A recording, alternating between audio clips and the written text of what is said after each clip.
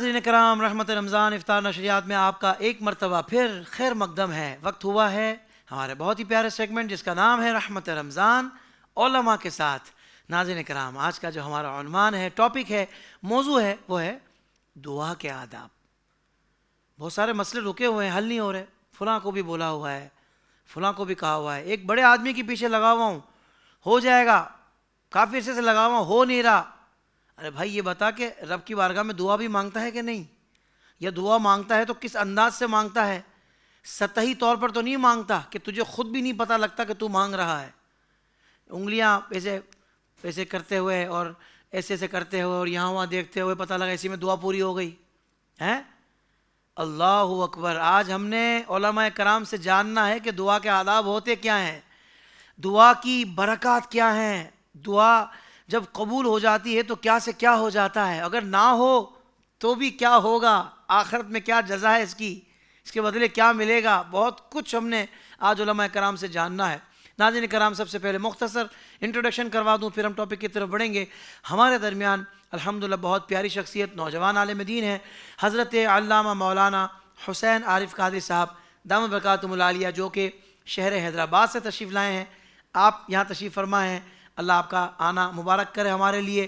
اور آپ کے ساتھ ایک اور بڑی پیارے عالم دین جو الحمدللہ رحمت رمضان نشریات کی بہار ہیں، سبحان اللہ، علامہ احمد رضا امجدی صاحب دامت برکاتہم العالیہ، آپ بھی یہاں تشریف فرما ہیں۔ اور ہمارے دو بڑے ہی پیارے ثناخواں حافظ محمد احسن قادری اور حافظ محمد عاطف عالم قادری بھی تشریف فرما ہیں، جن سے ہم نے کلام بھی سننے ہیں۔ تمام احباب کو میری جانب سے السلام علیکم ورحمۃ اللہ وبرکاتہ۔ وعلیکم السلام ورحمۃ اللہ وبرکاتہ۔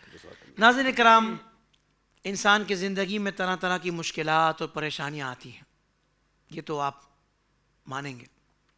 بیماری، تنگ دستی، بے روزگاری، بے اولادی، گھریلو ناچاکی اور ان گنت مسائل میں انسان گھرا رہتا ہے۔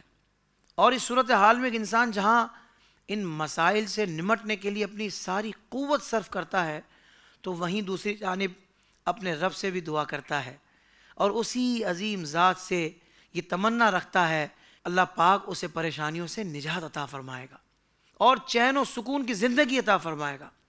اسی طرح جب ہمارے دلوں میں خواہشات پیدا ہوتی ہیں، کسی چیز کے حصول کی تمنا پیدا ہوتی ہے، تو اس وقت بھی ہم اپنے رب کے حضور دعا کے لیے ہاتھوں کو پھیلا دیتے ہیں، اور اس یقین کے ساتھ کہ اللہ پاک جو ہر چیز پر قادر ہے، وہ ہماری جائز خواہشات کو پورا فرما دے گا۔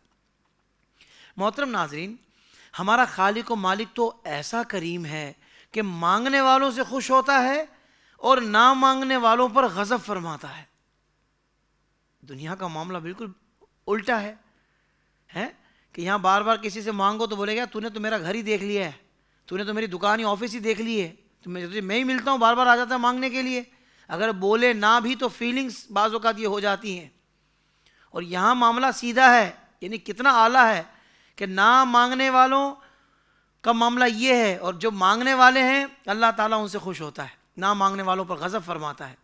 اللہ اکبر! لہٰذا ہمیں چاہیے کہ اللہ کریم سے اپنی حاجات اور خیر طلب کرتے رہیں۔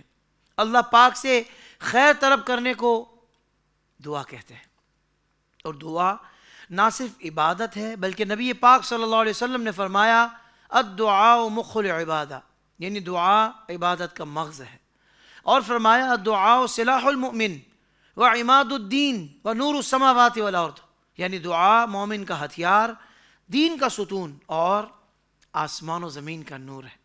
ناظرین، دعا ایسی عبادت ہے کہ جو اس بات کا احساس دلاتی ہے کہ گویا بندہ اللہ پاک سے ہم کلام ہے۔ دعا کے ذریعے ہی بندہ اللہ کریم کی بارگاہ میں اپنی حاجات اور ضروریات پیش کرتا ہے۔ دعا بندے کو اپنے کریم رب کی جناب میں پہنچاتی ہے، اس کے حضور عاجزی کرواتی ہے، اس کی عظمتوں کا کلمہ پڑھواتی ہے۔ جسے دعا کی توفیق دی گئی اسے بہت بڑی خیر کی توفیق دی گئی، اور اس کے لیے بھلائی کے دروازے کھول دیے گئے، اور جس کے لیے دعا کا دروازہ بند ہو گیا اس کے لیے خیر و عافیت کا دروازہ بند ہو گیا۔ ناظرین کرام، دعا کی اہمیت و فضیلت کے پیش نظر اس کے آداب کا جاننا اور دوران دعا انہیں بجا لانا ضروری ہے۔ کتنا ضروری ہے؟ اللہ اکبر!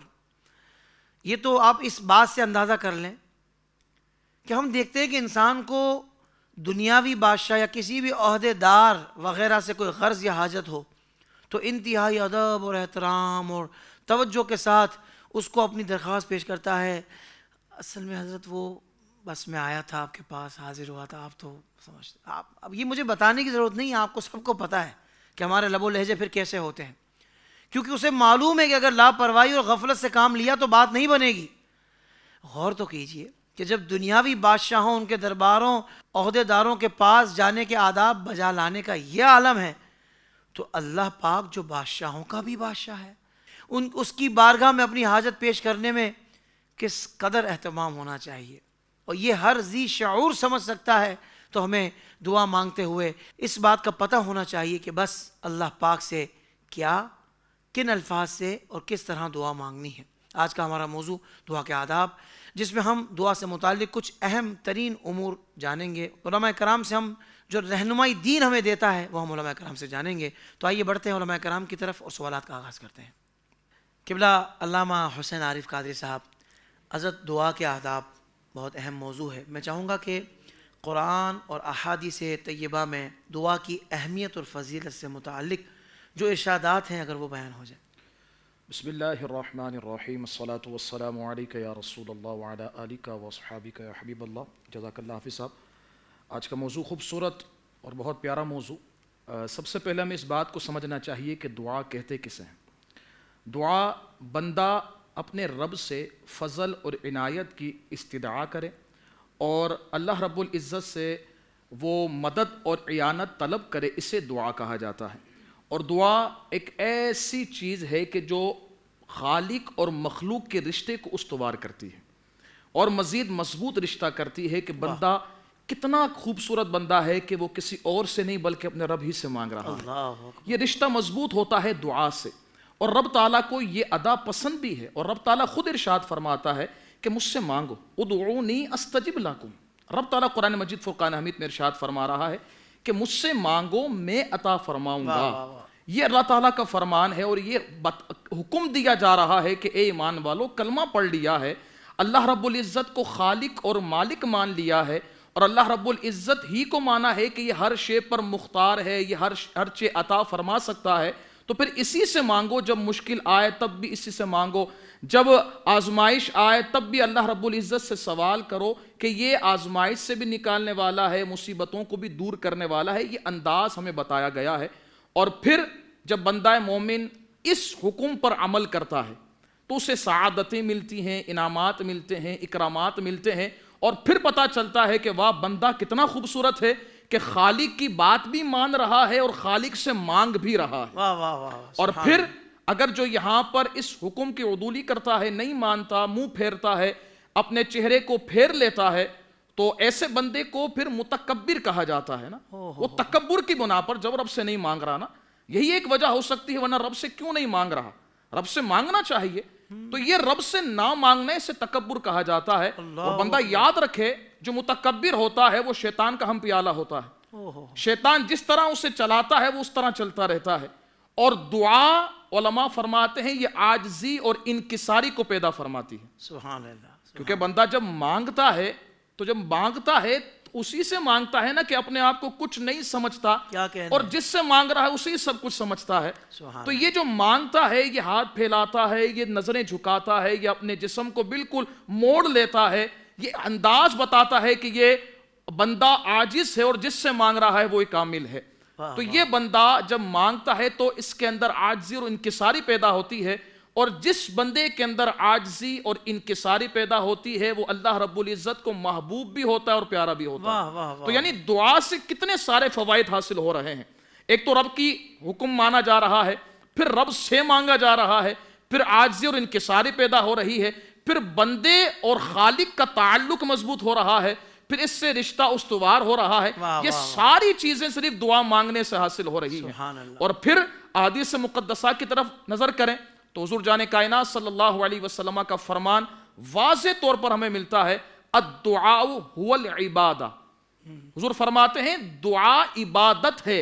یعنی دعا کو کوئی عام چیز نہ سمجھو کہ ہم مانگ رہے ہیں یا چلو ایسے ہی ہم نے کوئی مصیبت آ گئی تو مانگ لی. فرمایا نہیں، بلکہ دعا یہ عبادت ہے. واہ واہ.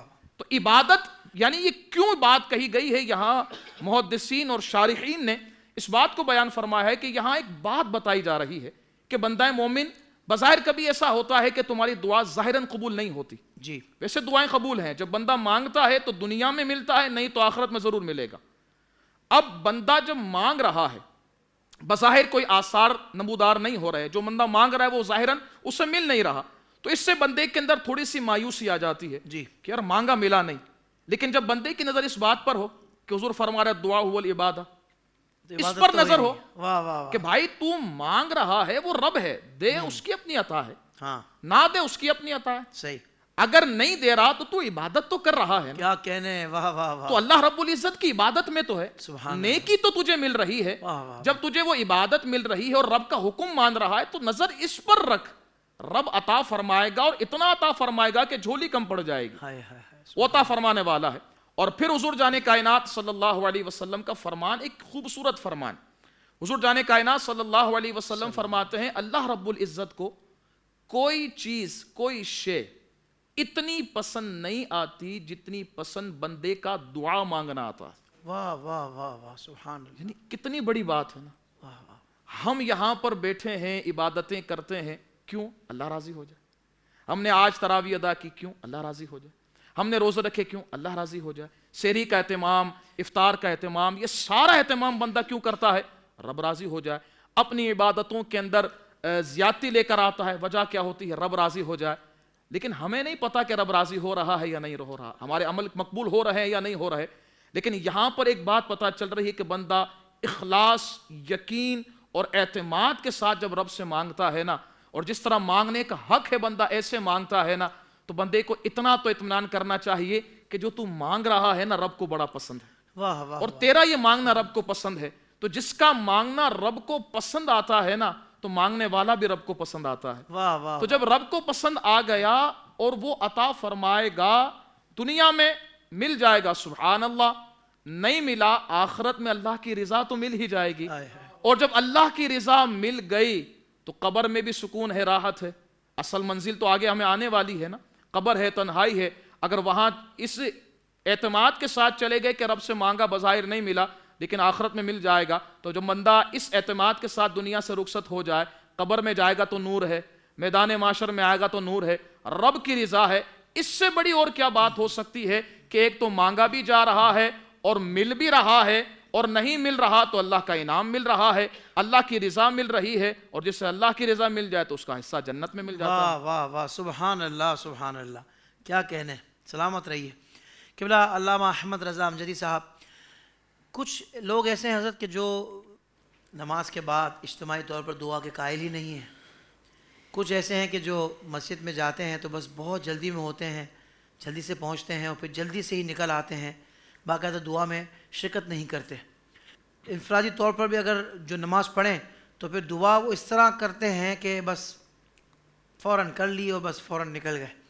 تو آپ یہ ارشاد فرمائیے, کچھ ایسی باتیں ارشاد فرمائیے قرآن و حدیث کی روشنی میں کہ جس سے لوگوں کا ذوق بنے کہ بھائی دعا مانگنے کا انداز کیا ہو, اور پھر کتنا وقت دینا ہے, کس انداز سے مانگنا ہے, کیا کیا مانگنا ہے. تھوڑا سا ارشاد فرما دیں.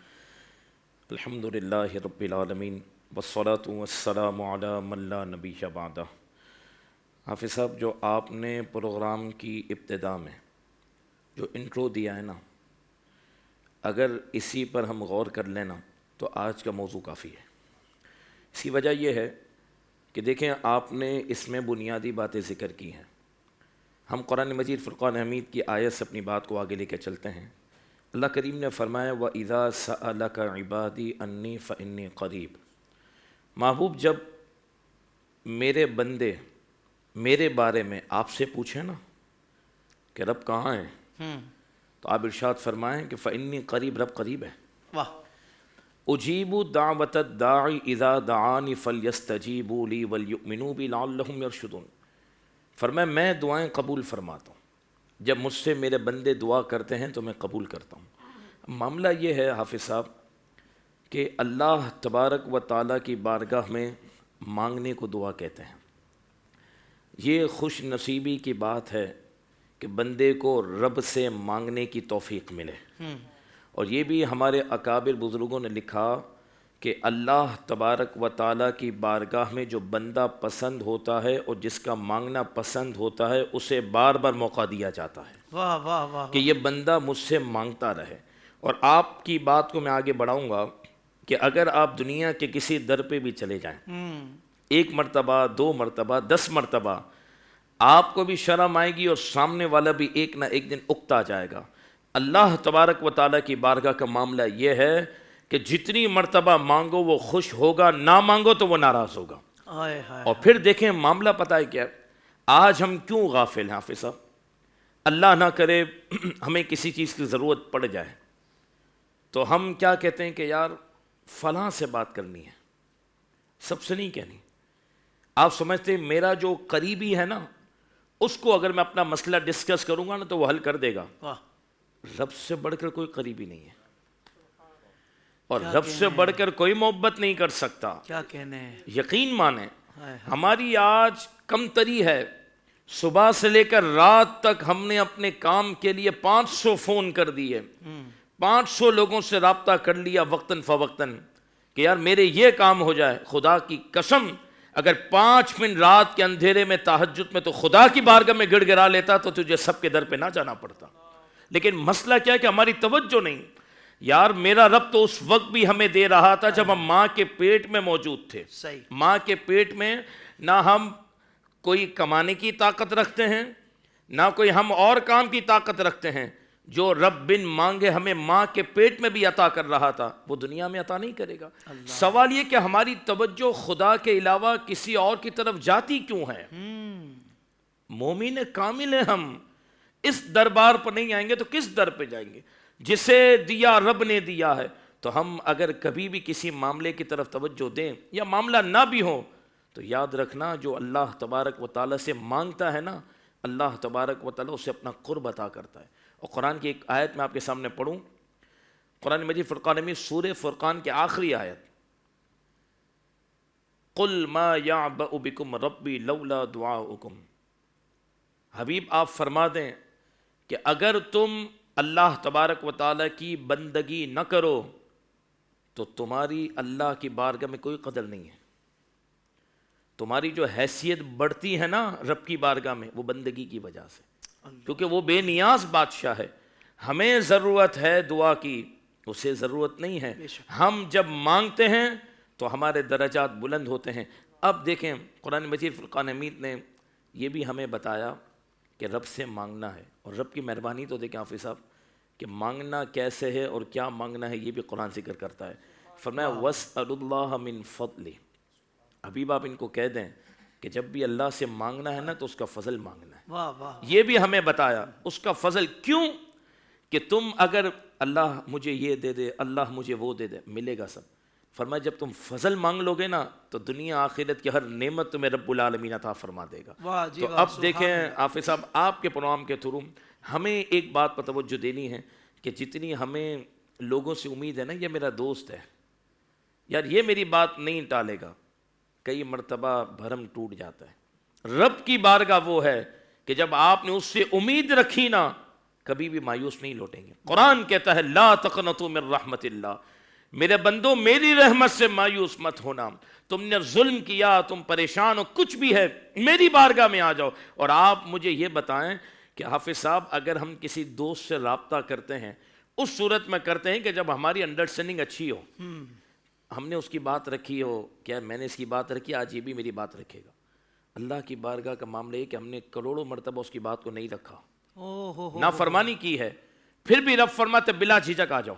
کیا بات ہے. پھر بھی آ جاؤ. یار آپ اگر 3 سے 5 مرتبہ 7 مرتبہ قریب سے قریب دوست کی بات کو نہیں مانیں گے نا تو وہ آپ کا فون بھی نہیں اٹھائے گا. کہے گا یار تجھے وقت پر میں یاد آیا، رب کی بارگاہ سے جواب نہیں آئے گا وقت پر یاد آیا. تجھے جب میری یاد آئے بس میری رحمت تجھے عطا کر دے گی. تو آپ کے پروگرام سے ابتدائی طور پر جو ہمیں معاملہ ہے نا دعا ہے عبادت کا مغز. آپ نے جیسے پڑھا الدعاء مخ العبادہ، تو اگر آپ کہہ رہے ہیں نا کہ نماز کے بعد بھی بندے کی توجہ نہیں ہے، فرمایا کہ اس کی عبادت قبول نہیں جو اللہ تبارک و تعالیٰ سے دعا مانگنے میں بے نیاز ہو جائے.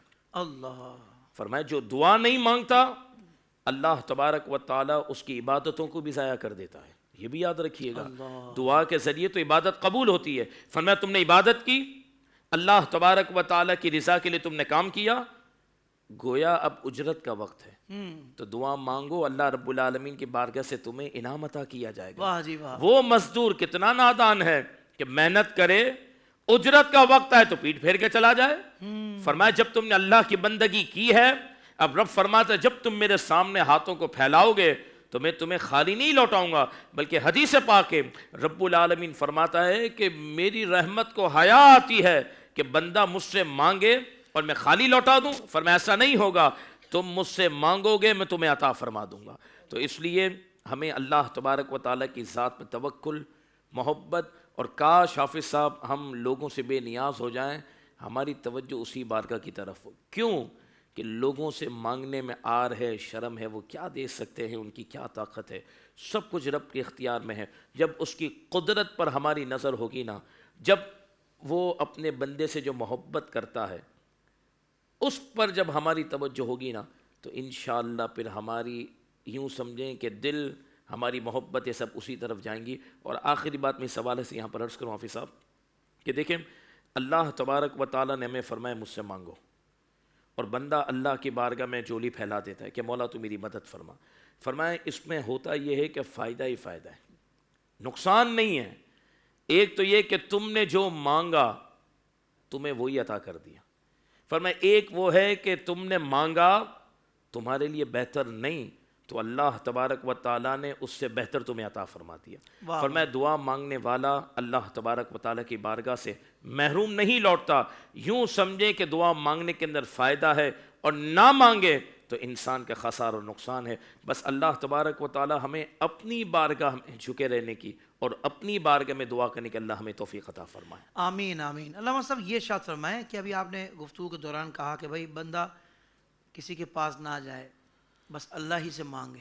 اچھا، ایک مومن، ایک صالح بندہ اللہ ہی سے مانگ رہا ہے، مگر اسباب کے طور پر کسی سے رابطہ کرتا ہے، ریکویسٹ کرتا ہے، پھر اس میں بھی توکل اللہ ہی پر رکھتا ہے کہ مولا میں نے اس سے رابطہ ضرور کیا ہے مگر میرا توکل تیرے اوپر ہی ہے کہ تو ہی کر، تو چاہے گا تو وہ مدد کر پائے گا، نہیں تو نہیں ہوگا۔ تو یہ اس طور پہ کر سکتا ہے کہ نہیں یار اسباب کے طور پر ہم کسی سے رابطہ کر رہے ہیں تو کر رہے ہیں، نہیں تو ہمارا بھروسہ اللہ ہی پر ہے۔ دیکھیں حافظ صاحب اللہ تعالیٰ نے کائنات تو بنائی ہے تحت الاسباب ہے، بالکل اب صحیح فرما رہے ہیں۔ توجہ اللہ کی طرف ہو۔ صحیح۔ بعض موقع پر ایسا ہوتا ہے کہ ہم سمجھتے ہیں کہ میں نے جو سبب اختیار کیا نا یہی سب کچھ ہے۔ فرمایا مسبب الاسباب پہ نظر رکھ کہ اللہ تبارک و تعالیٰ کے حکم سے ہونا ہے، رب العالمین نے جس کو چاہا وسیلہ بنا دی، میرا کام ہو جائے گا۔ باقی یہ آپ صحیح کہہ رہے ہیں، توکل اللہ کی طرف ہو، ٹک ٹکی اللہ رب العالمین کی رحمت پر بندی ہو، تو پھر بندہ اسباب تو اختیار کرتا ہے۔ اور یہ خود اللہ تبارک و تعالیٰ نے کائنات میں سلسلہ رکھا ہے کہ بندوں کو اسباب کے ذریعے نعمتیں عطا کی جاتی ہیں۔ واہ واہ، اس کا مطلب یہ ہوا نا علامہ صاحب کہ اب بھروسہ اللہ ہی پہ رکھا تھا اور اندر سے، اوپر سے نہیں، تو جب وہاں سے کام نہیں ہوا نا پھر بھی اس کو وہ تکلیف نہیں پہنچے گی۔ کیوں؟ میرے لیے اس سے بہتر میرے رب نے رکھا ہے۔ ہو سکتا ہے اس بندے کے ذریعے کام ہوتا تو شاید مجھے نقصان ہوتا، جو میں نہیں جانتا میرا رب جانتا ہے۔ تو آپ نے کیا خوبصورت حضور کلام فرمایا ہے کہ واقعی بندہ اللہ کی رضا پہ راضی رہے کہ مولا تو چاہے گا تو یہ کر پائے گا، نہیں بھی ہوا تو میں تیری رضا پہ راضی ہوں کہ تو نے میرے لیے کیا بہتر رکھا ہے وہ تو ہی جانتا ہے۔ سبحان اللہ، یہی ہے نا علامہ صاحب؟ بالکل یہی بات۔ سبحان اللہ۔ ماشاءاللہ۔ تھوڑا سا گفتگو کو آگے بڑھاتے ہیں کہ بلا علامہ حسین صاحب یہ ارشاد فرمائیے گا کہ آداب کیا ہیں دعا مانگنے کے، یعنی واقعی وہ انداز بھی تو پتہ ہونا حضرت ہمیں کہ جس انداز کے ذریعے ہم اللہ کی بارگاہ سے وہ خیر طلب کر سکتے ہیں کہ جو ہمیں چاہیے۔ ارشاد فرمائیے۔ حقیقت بات یہی ہے کہ زمانہ بڑی ترقی کرتا جا رہا ہے لیکن ہم کافی اعتبار سے بڑی تنزلی کا شکار ہوتے جا رہے ہیں۔ ہمیں اب یہ دور بھی آ گیا ہے کہ ہمیں یہ بتانا پڑ رہا ہے کہ رب سے کس طرح مانگنا ہے۔ اللہ اکبر۔ اب یہ وقت بھی آ گیا ہے۔ تو یہاں پر ہمارے علماء کرام نے بڑی تفصیل سے گفتگو فرمائی ہے، میں اس میں سے مختصراً آپ کے سامنے عرض کرتا ہوں۔ سب سے پہلے بات، جب رب سے مانگنا ہونا تو نیت صالح ہو، نیت بالکل صاف ہونی چاہیے۔ یہ نہ ہو کہ یار میں مانگوں گا اللہ سے مانگوں گا مسجد میں بیٹھ کر یا فلاں جگہ پر بیٹھ کر مانگوں گا، لوگ دیکھیں گے کہیں گے یار کتنا نیک بندہ ہے یار اللہ سے مانگتا ہے، تو یہ مانگنا مقبول نہیں ہوگا کیونکہ اس کی نگاہ بندے پر تھی، رب تعالیٰ پر نہیں تھی۔ تو سب سے پہلی بات نیت صالح.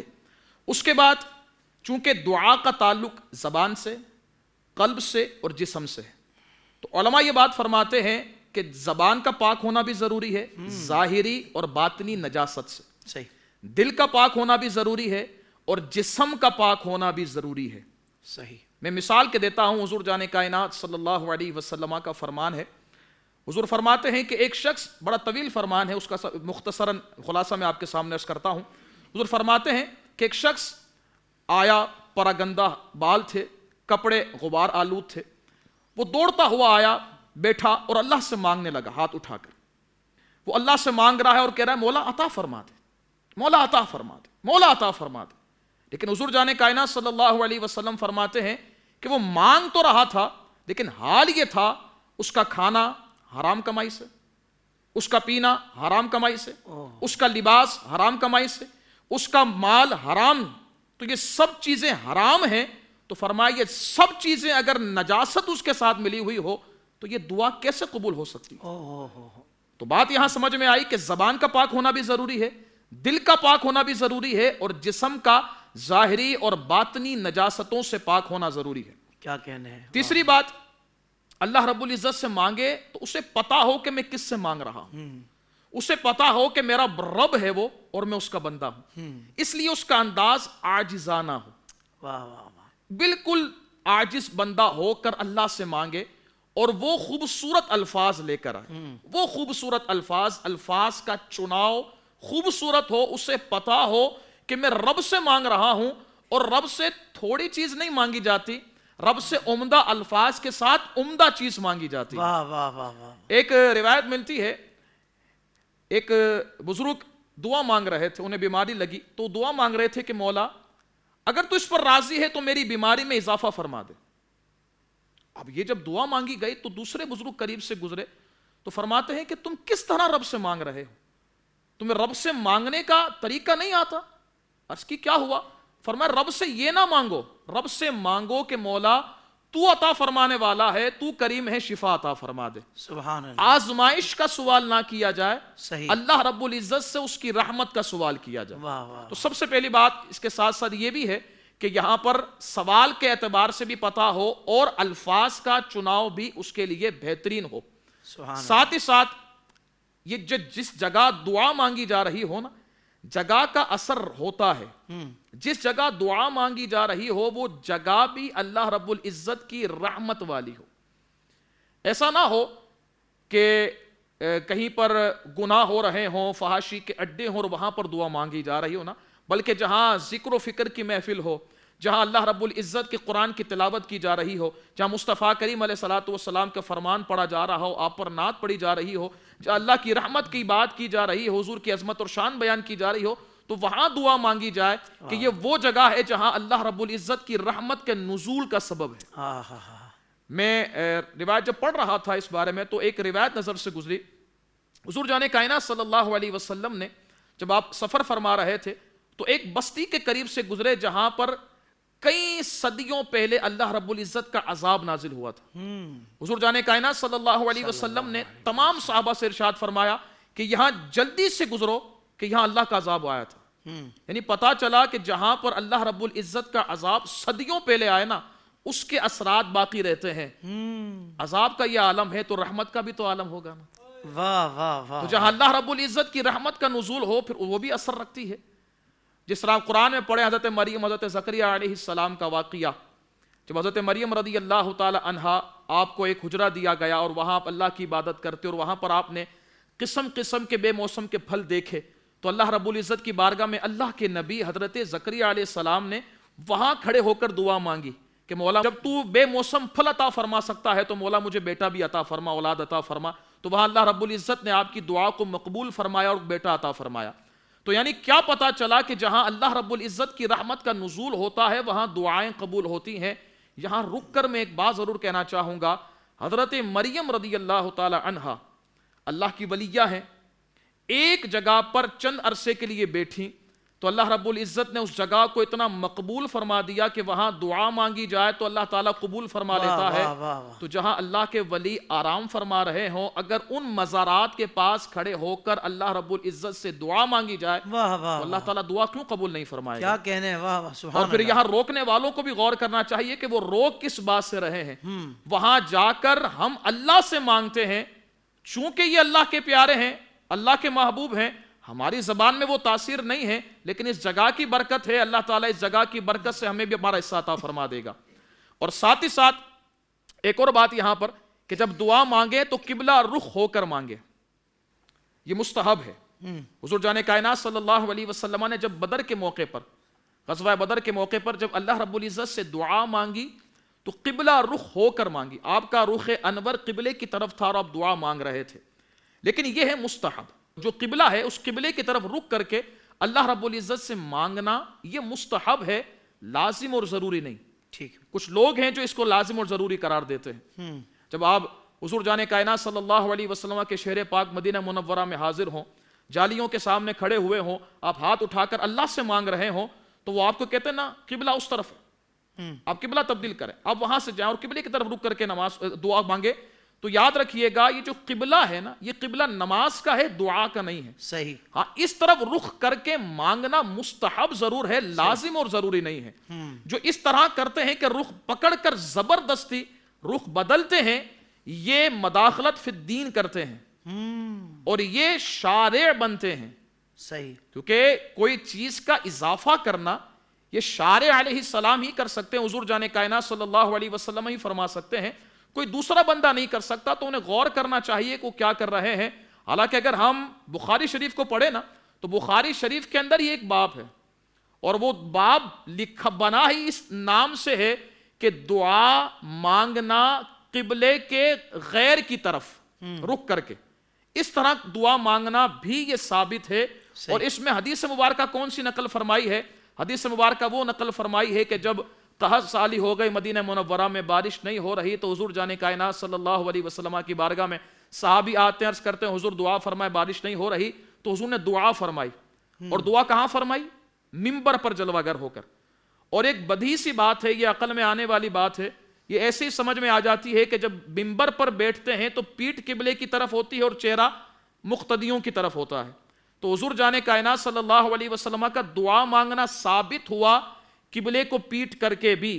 تو اگر کوئی سنہری جالیوں کی طرف رک کر کے اللہ سے دعا مانگ رہا ہو تو اسے روکنا نہیں چاہیے، بلکہ اسے کہنا چاہیے کہ یہ بھی مصطفیٰ کریم علیہ الصلوۃ والسلام کی ایک سنت کو ادا کر رہا. اللہ اکبر. اور پھر ساتھ ہی ساتھ اپنے اعمال کا وسیلہ. اور حضرت اس وقت میں چاہوں گا یہاں پر یہ جملہ بھی ساتھ ہی ارشاد فرما دے کہ ایک تو وہ یہ روایت کے ذریعے بھی مطلب اس کو کوئی زبردستی نہیں کر سکتا کہ آپ اپنا چہرہ قبلے کی طرف ہی کرو، ایک تو یہ بات، مگر دوسری بات یہ بھی تو ہے کہ سامنے پیارے آقا صلی اللہ علیہ وسلم کا روضہ مبارک ہے، اس کے ادب میں بھی اگر وہ چہرہ اپنا وہیں رکھتا ہے، مانگ اللہ سے رہا ہے، پھر کیا مسئلہ ہے؟ بہت اچھی ادب کا خیال رکھنا بھی تو اس وقت کتنا ضروری ہے نا. بہت اچھی بات. بالکل یہاں تو ادب لازم اور ضروری ہے جی. یہاں تو اتنا ادب ہونا چاہیے کہ زبان سے الفاظ بھی ادا ہو رہے ہوں تو اتنی آواز میں ہوں کہ زیادہ شور محسوس نہ ہو. بہت اچھا. وہاں ویسے بڑا شور ہو رہا ہوتا ہے تو وہاں ہمیں تو خود رکنا چاہیے اور لوگوں کو روکنا چاہیے کہ یہاں یہ ادب کا تقاضا یہی ہے کہ خاموشی کے ساتھ نگاہیں نیچی کیے سلام عرض کیا جائے اور شفاعت کا سوال کیا جائے، اور اگر رکنے نہیں دیا جا رہا تو خاموشی کے ساتھ یہاں سے رخصت ہو جائے اور حضور کی بارگاہ میں صلاۃ و سلام پیش کرتے ہوئے رخصت ہو جائے اور اللہ تعالیٰ سے دعا مانگتے رہیں کہ مولا تو نے اس دربار میں بلا لیا ہے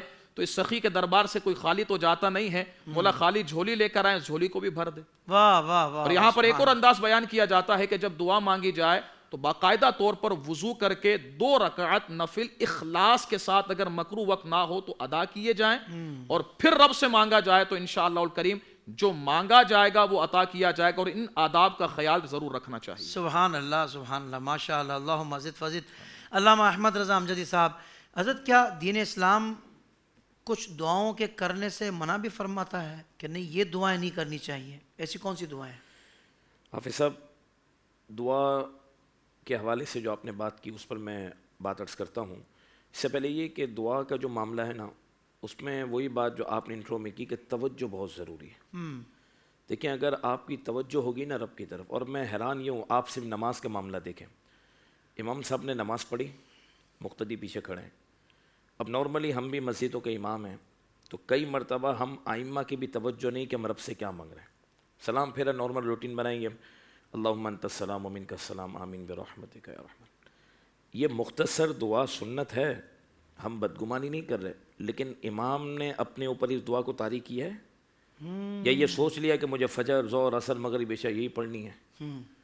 پیچھے جو مقتدی ہیں وہ بھی سلام پھیرنے کے بعد کوئی ٹوپی صحیح کر رہا ہے, کوئی گھڑی دیکھ رہا ہے, اور توجہ اور امام صاحب نے ٹھیک ہے. دیکھیں یہ دو جملے ہیں نا, اللہم انت السلام و منک السلام, اس میں سب موجود ہے, اس میں سب موجود ہے.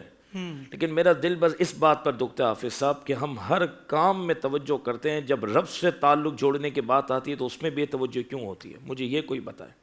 اب دیکھیں یہ افطار کے معاملہ چل رہے, رمضان کا مہینہ ہے, اب آخر وقت تک ہمارے گھر میں افطار کی تیاری ہو رہی ہے کہ ہم کو گرم کھانا کھانا ہے, بالکل ٹھیک ہے, لیکن یار ہمارے گھر کی عورت کا حق نہیں ہے کہ اس کو 5 منٹ پہلے بٹھا کر کہو کہ دعا مانگ لو.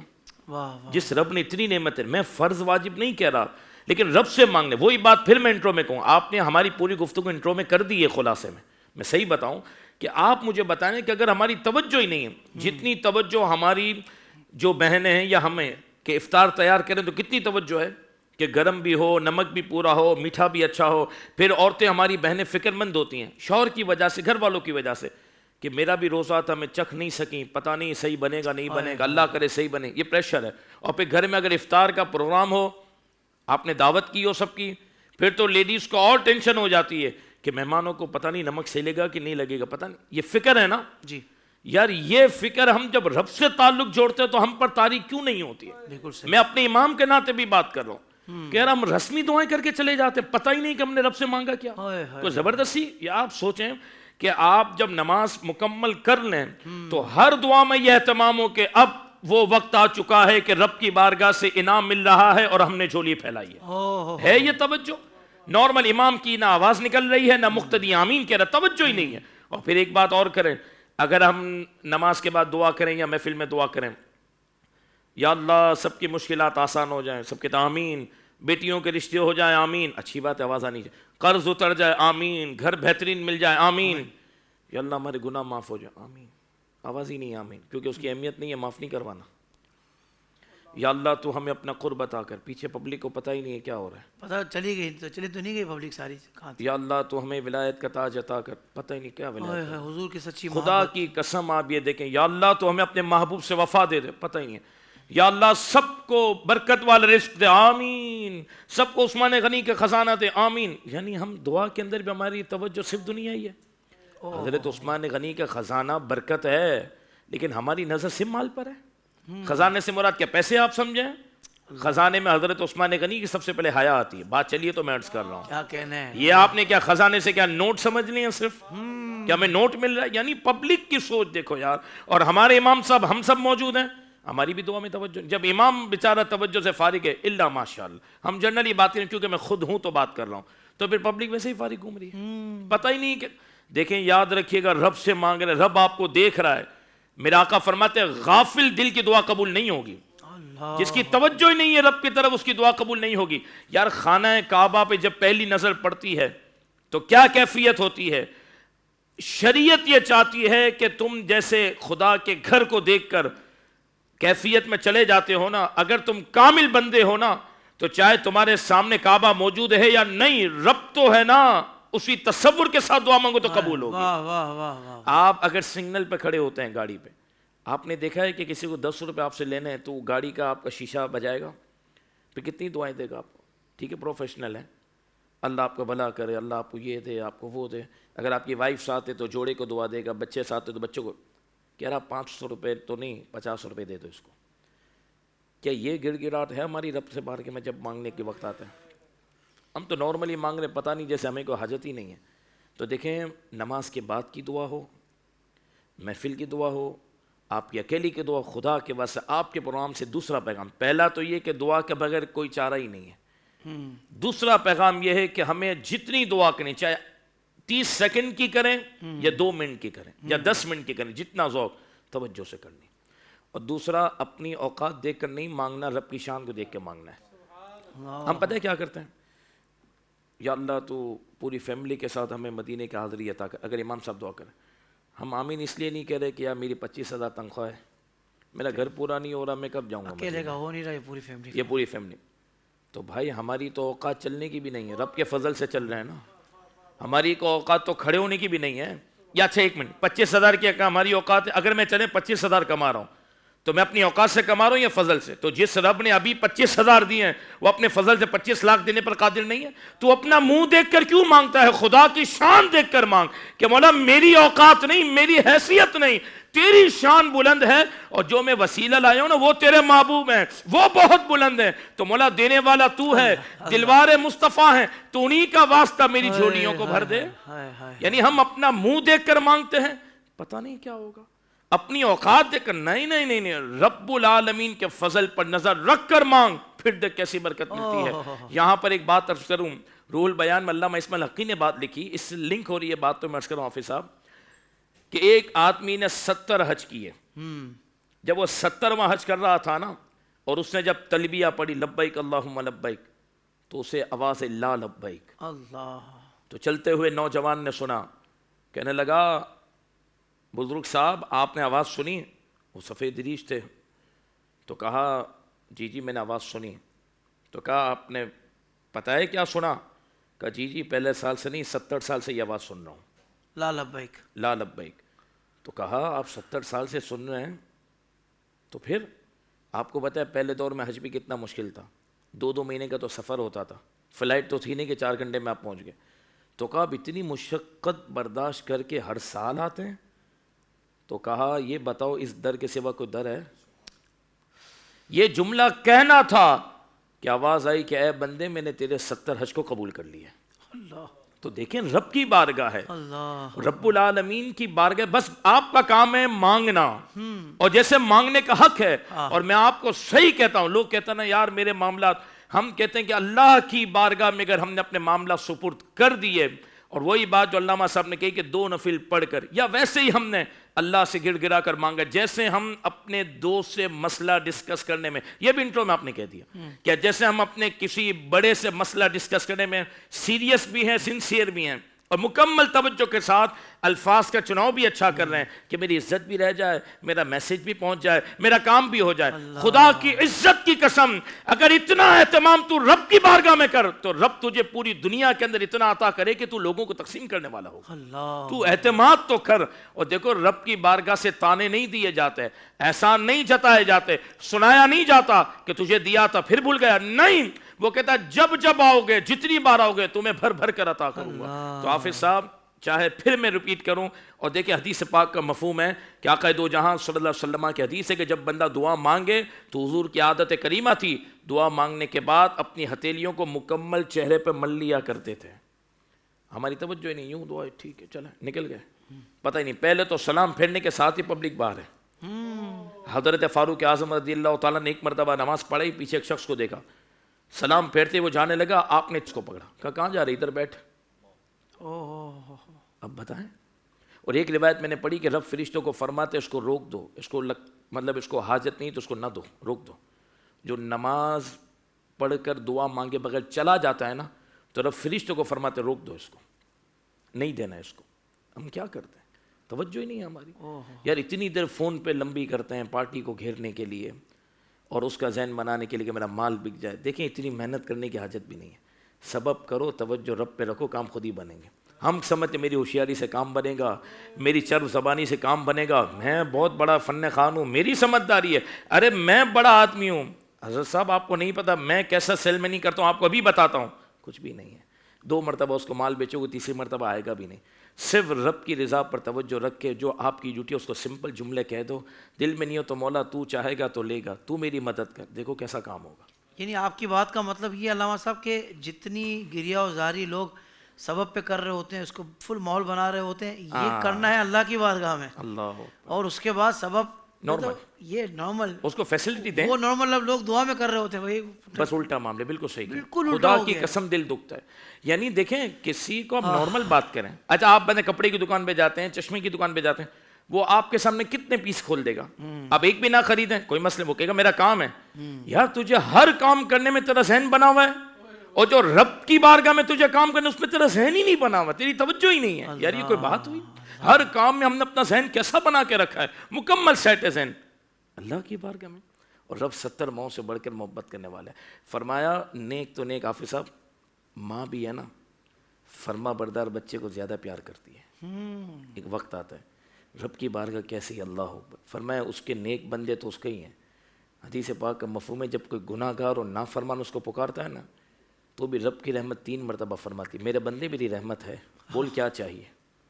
ہم اس ذات کی طرف سے توجہ ہٹا کر صرف ہماری توجہ دنیا, یقین مانے اپنی صلاحیت, اپنے آپ کی قابلیت اور اپنے معاملات پر کہ میں نے یہ کیا, نہ نہ نہ نہ کچھ بھی نہیں ہے. اللہ تبارک و تعالیٰ سے لو لگانے اور جیسے مانگنے کا حق ہے. یہ 2 جملے آپ نے مانگ لیے نا, اللہم انت السلام و منک السلام, آپ کو کائنات کی نعمتیں عطا کر دی. حضور سید عالم صلی اللہ علیہ وسلم کا یہ طریقہ تھا. حضور جامع دعا اور مختصر دعا پسند فرماتے. اللہ آپ دعا کا انداز دیکھیں, ربنا آتینا فی الدنیا حسنہ وفی الآخرۃ حسنہ وقنا عذاب النار. پیچھے رہ کیا گیا کوئی بتائیں مجھے؟ حضور سید عالم صلی اللہ علیہ وسلم کی حدیث ہے کہ سب سے بڑی نعمت, سب سے بڑی دعا اللہ رب العالمین کی بارگاہ سے وہ عافیت ہے. عافیت میں سب آ گیا. عافیت میں سوال. ہاں دیکھیں ایک معاملہ اور میں عرض کروں. ایک ہے بزرگوں کا معاملہ. امام حسین کی شہادت کا کس کو نہیں پتا تھا؟ اچانک تو نہیں ہوئی نا. کربلا کا واقعہ پتا تھا نا. سرکار دو عالم صلی اللہ علیہ وسلم آپ کی بارگاہ میں حضرت جبریل مٹی لے کر آئے تھے, ٹھیک ہے, آپ نے حضرت ام سلمہ کو رکھوا دی. مولا علی کو پتا تھا, امام حسن کو پتا تھا, امام حسین کو پتا تھا. ایک نے بھی دعا نہیں کی کہ کربلا کا واقعہ ٹل جائے. اب یہ بات ہوگی بڑے لیول کی. کسی نے بھی دعا نہیں کی. حضرت ابراہیم علیہ السلام نمرود کی آگ میں ڈالے گئے, کوئی دعا نہیں کی. اب معاملہ آیا یہ توکل کا معاملہ. ایک تو عوام ہے جو دعا سے ہی دور ہے, جو اللہ کے مقبولین ہیں نا وہ یہ کہتے ہیں کہ دعا کے بنا تو چارہ نہیں, لیکن جب رب کی طرف سے امتحان ہونا تو اس وقت رضا پہ راضی رہنا ہے. یہ میسج الگ معاملہ ہے. کبھی آپ نے نہیں سنا کہ سرکار نے عرض کیا مولا میرے حسین سے امتحان کو ٹال دے, کربلا کو ٹال دے. وہ بتانا تھا کہ جب رب العالمین آزمائے اور امتحان لے تو پھر اس وقت دعا نہ کرنا, یہ اس کے پیاروں کی شان ہوتی ہے. جبریل آئے حضرت ابراہیم سے کہنے لگے کہ آپ کی میں کوئی ہیلپ کروں, جی آپ کی میں ہیلپ کروں, تو وہاں دوسرے لوگوں کے پیٹ میں مڑوڑ ہوا. کہنے لگے دیکھو اگر اللہ کے سوا کسی سے مدد طلب کرنا اور مدد لینا اگر جائز ہوتا تو حضرت جبریل نے جب آفر کی تھی نا تو حضرت ابراہیم قبول کر لیتے. حضرت ابراہیم نے منع کر دیا, کہنے جبریل مجھے تمہاری حاجت نہیں ہے. تو میں نے کہا اس سے کیا پتا چلا؟ کہنے لگے یہ مطلب اللہ کے سوا کسی سے نہیں مانگنا چاہیے. تو میں نے کہا کیا ہے مانگنا؟ کہتے ہیں گناہ ہے, شرک ہے. تو میں نے کہا جبریل فرشتوں میں رسول ہے, وہ شرک کی دعوت دینے آئے تھے. اللہ اکبر. اس کا جواب نہیں ہے ان کے پاس. وہ شرک کی دعوت دینے آئے تھے فرشتے, معصوم ہے, معصوم ہے. اچھا گناہ کی دعوت دینے آئے تھے. اللہ اکبر. نمبر 2, حضرت ابراہیم نے تو اللہ سے بھی دعا نہیں کی اس وقت. کیا جواب دیا؟ جبریل تجھ سے مجھے حاجت نہیں ہے, جس سے ہے وہ جانتا ہے. تو کہا اس سے مانگ لو, کہا اس کی رضا پہ راضی ہوں.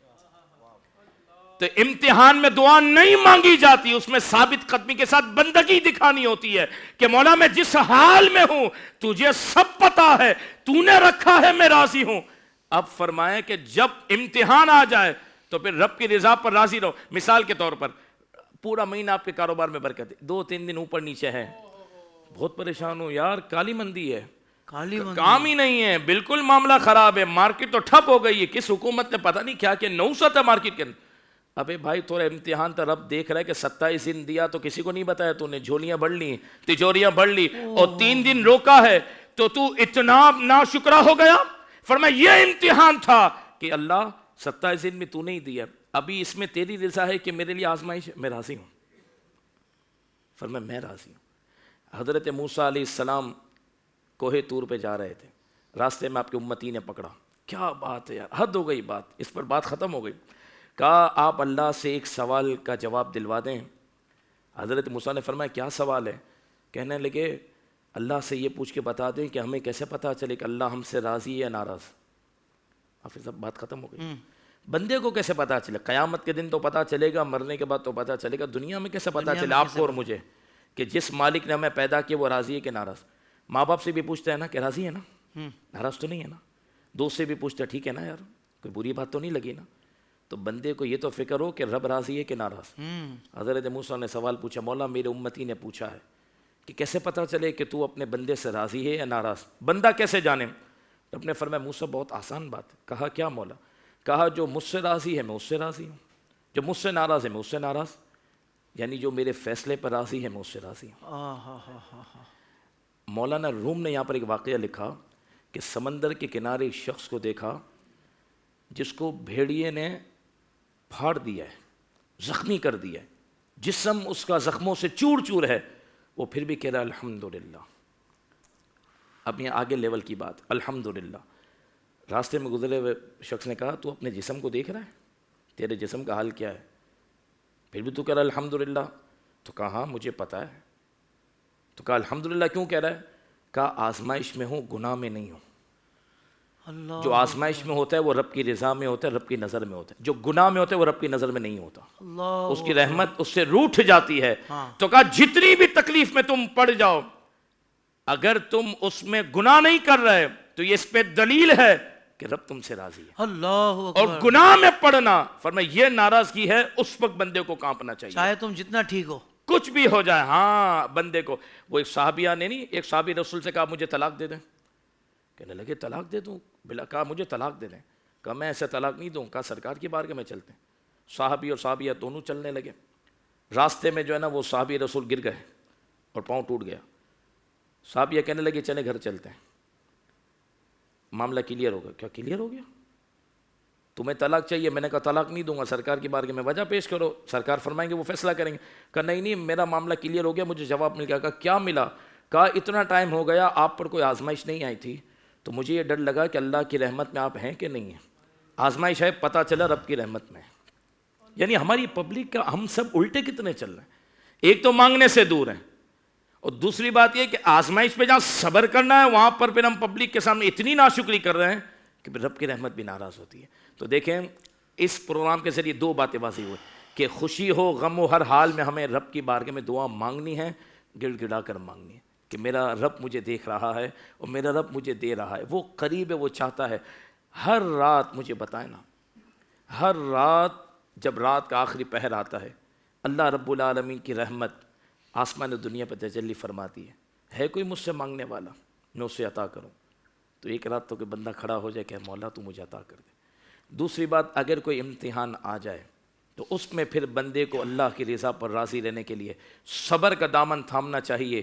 یہ اللہ تبارک و تعالیٰ کے پیاروں کی علامت ہے. اور آپ نے جو فرمایا کہ دعا کون سی نہیں مانگنی چاہیے, تو حدیث پاک میں حافظ صاحب آپ کے سوال کا جواب مل گیا ہے. آقا دو جہاں صلی اللہ علیہ وسلم ارشاد فرماتے ہیں کہ گناہ کی دعا یا بندہ قطع رحمی کے لیے دعا کرے یا اللہ تبارک و تعالیٰ کی بارگاہ میں ناپسند ہے. اور اس کے تحت حدیث کی شرح میں محدثین نے اور شارحین نے اس بات کو لکھا کہ بندہ جو ممنوعات ہوتی ہے نا جی وہ دعا نہیں کرنی چاہیے, ناجائز خواہشات, ناجائز نہیں کرنی چاہیے. دوسری مثال کے طور پر کوئی یہ کہے کہ یا اللہ تو مجھے دنیا میں اپنا دیدار کرا دے جاگتی آنکھوں سے, یہ منع ہے. تو جو منع والی دعائیں نا کہ جو ممکن نہیں ہے بندے کے لیے, جو محال ہے, وہ دعا نہیں کرنی چاہیے. دوسرا گناہ کی معاذ اللہ کے بارے میں دعا نہیں کرنی چاہیے. اور صلہ رحمی کو جو چیز توڑ دے اس کی دعا کی ممنوعات شریعت مطہرہ نے بیان کی ہیں. بس اللہ تعالی ہمیں اپنی محبت, اپنی معرفت اور اپنی بارگاہ ہی میں جھکے رہنے کی توفیق عطا فرمائے. آمین آمین آمین. علامہ حسین عارف صاحب قبلہ یہ ارشاد فرمائیے گا کہ بعض اوقات لوگ اللہ کی بارگاہ میں دعا مانگتے ہوئے نا کچھ اس طرح کے لفظ استعمال کر رہے ہوتے ہیں, اللہ میاں. اب اللہ میاں کہہ کر پھر اللہ کی بارگاہ میں, تو ایسے کون سے نامناسب الفاظ ہیں کہ جس سے بچنا ضروری ہے, بالخصوص اللہ کی بارگاہ میں جب آپ التجا کر رہے ہوں؟ میں چاہوں گا اس کی طرف بھی توجہ دلا دیں. اور پھر ہماری عوام تھوڑا سا کنفیوز رہتی ہے کہ کیا عربی میں دعائیں مانگیں گے تو یہ زیادہ مؤثر رہیں گی, یہ جلدی قبول ہو جائیں گی, یہ بہتر انداز ہے, یا پھر ہم اگر عربی میں زیادہ نہیں مانگ پاتے اور اردو میں مانگیں یا اپنی مدر ٹنگ مادری زبان میں مانگیں, یہ بہتر ہے, وہ مؤثر رہے گی؟ یہ اس بارے میں ارشاد فرما دیں. اس پہ مختصراً میں یہ بات عرض کرتا ہوں کہ جب حضور نبی کریم علیہ الصلاۃ والسلام کا طریقہ کار دیکھا جائے اور حضور کا فرمان پر اگر غور کیا جائے تو فرمان کا خلاصہ ہمیں یہی ملتا ہے کہ جب رب سے مانگا جائے نا تو اس انداز میں مانگا جائے کہ زبان کے ساتھ دل کا بھی تعلق ہو. واہ واہ. ایسا نہ ہو کہ زبان سے رٹی رٹائی تو دعائیں مانگی جائیں. بس اوقات یہی ہوتا ہے کہ عربی کے اندر دعائیں مانگی جا رہی ہیں لیکن جو مانگ رہا ہے نہ اس کو اس کا مطلب پتا ہے, جو اس کے پیچھے آمین کہہ رہے ہیں نہ اس سے اس کا مطلب پتا ہے. وہ ایک رسم چلتی ہوئی آ رہی ہے تو اسی رسم کے مطابق چل رہے ہیں. بس اوقات یہ ہوتا ہے اور معاملہ یہی ہو کہ جب بھی رب سے مانگا جائے عربی کے اندر ہوں اور وہ الفاظ مبارکہ جو قرآن مجید فرقان حمید میں نازل ہوئے ہیں یا حضور جان کائنات صلی اللہ علیہ وسلم کے حدیث سے مبارکہ آپ کے فرمان سے ثابت ہوئے ہیں, ظاہری بات ہے اس کا اثر دگنا ہے. واہ واہ ایک تو ہمارے الفاظ ہیں, ایک حضور کے الفاظ ہیں. واہ واہ ایک ہمارے الفاظ ہیں اور ایک قرآن مجید کے الفاظ ہیں. سبحان اللہ. ان میں فرق ہے لیکن پھر بھی یہاں پر توجہ ضرور ہونی چاہیے کہ جو مانگ رہا ہوں مجھے یہ پتا ہو. تو سب سے پہلی بات تو یہ کہ اتنا یقین اعتماد اس وقت آئے گا بندے کو جب اسے اس کا معنی پتا ہوگا, اور رب سے مانگے بندہ یقین اور اعتماد ہی کے ساتھ کہ جو مانگ رہا ہوں رب مجھے عطا فرمائے گا. سب سے پہلی بات یہ. اور پھر دوسری بات کہ اللہ رب العزت کو جب پکارا جائے تو خلاصہ حدیثوں کا یہی آتا ہے کہ اللہ تعالیٰ کو اسماء حسنہ کے ساتھ پکارا جائے, یعنی اللہ رب العزت کے مبارک مقدس بابرکت نام کے ساتھ پکارا جائے. اور اللہ رب العزت کے اسماء سارے کے سارے توقیفی ہیں, یعنی اللہ رب العزت ہی کی طرف سے عطا کردہ ہیں. یہ حدیث مبارکہ میں حضور جان کائنات صلی اللہ علیہ وسلم نے بیان فرمائے ہیں. اور یہاں علماء اور صوفیہ یہ بات ارشاد فرماتے ہیں کہ اللہ رب العزت کے ہر اسماء میں تاثیر ہے, ہر نام میں تاثیر ہے, اور بندہ جیسا ہو اور ایسا اللہ رب العزت کا نام پاک پکارے تو اس کی دعا میں اثر بڑی تیزی کے ساتھ آتا ہے. اللہ اکبر. مثال کے طور پر بندہ تنگ دست ہے, روزی طلب کر رہا ہے, تو اگر بندہ ہے کہ نا یا رزاق, ہے رزق دینے والے رب, واہ واہ. بندہ جب یہ مانگتا ہے نا رب سے تو یہ نام پاک کا نور اور برکت اس کی طرف توجہ میرا کرتی ہے. بندہ مجھے رزاق کہہ رہا ہے, کیا بات ہے نا, رزاق کہہ کر پکار رہا کیا ہے. بات ہے. اللہ یہ نام توجہ, یہ جو اس اسماء صفاتی ہیں یہ نام توجہ کرتے ہیں بندے کی طرف کہ بندہ کیا مانگ رہا ہے, اور جب ان اسماء کی توجہ آ جائے تو بندے کو اور کیا چاہیے. واہ واہ. تو اللہ رب العزت سے جب بھی مانگے تو خوبصورت الفاظ کے ساتھ, عمدہ الفاظ کے ساتھ, اور الفاظ بھی وہ ہوں اللہ رب العزت کے لیے بولے بھی وہ جملے جائیں اور الفاظ بولے جائیں جو اللہ رب العزت کے شایان نشان ہے. اور جن نام کے حوالے, جس الفاظ کے حوالے سے آپ نے فرمایا کہ بسا اوقات یہی کہا جاتا ہے کہ اللہ میاں, اللہ میاں, اللہ جی, اللہ جی, یا پھر اے آسمان والے رب, یا آسمان پر رہنے والے رب, اس طرح کے جملے, اوپر والا, اوپر والا, اس طرح کے یہ جملے ادا کیے جاتے ہیں. تو یاد رکھیے گا اوپر والا کہنے میں تو ہمارے علماء یہ بات ارشاد فرماتے ہیں کہ یہ ایک صورتاً تو کفر بھی ہے, کہ اگر اللہ رب العزت کے جگہ کا تعین کر دیا کہ اللہ رب العزت اوپر ہے تو جگہ کا تعین کرنا یہ جسم کے ساتھ خاص ہے, اور اللہ رب العزت جسم سے پاک ہے, اور جسم کا اگر اللہ رب العزت کی طرف نسبت کر دی تو یہ کفر ہے. اس لیے اللہ رب العزت کے لیے جگہ کا تعین تو نہیں کر سکتے ہیں. اللہ رب العزت کے لیے ہرگز یہ نہیں کہہ سکتے کہ اللہ تعالیٰ آسمانوں پر ہے. اللہ تعالیٰ کے لیے کیا کہنا چاہیے, اللہ تعالیٰ ہر شے پر قادر ہے. صحیح. اور اللہ میاں سیدی و سندی اعلیٰ حضرت امام اہل سنت الشاہ امام احمد رضا خان فاضل بریلوی رحمۃ اللہ تعالیٰ علیہ یہاں پر خوبصورت بات ارشاد فرماتے ہیں. آپ فرماتے ہیں اللہ رب العزت کے لیے میاں کا لفظ یا ایسے الفاظ کہ جو ذو معنی ہو, یعنی اس کا ایک معنی اچھا ہو اور دوسرا معنی اس کا خراب ہو, جو اللہ رب العزت کے شایان نشان نہ ہو, تو فرمایا ایسے جملے ہرگز اللہ رب العزت کے لیے نہ بولے جائیں. بات وہی ہے جب بھی اللہ کو پکاریں عاجزی انکساری کے ساتھ اور عمدہ الفاظ کے ساتھ کہ بندے کو پتا چلنا چاہیے کہ میں جس سے مانگ رہا ہوں وہ بڑی شان والا ہے. سبحان اللہ, سبحان اللہ. معزز علماء کرام کا شکریہ.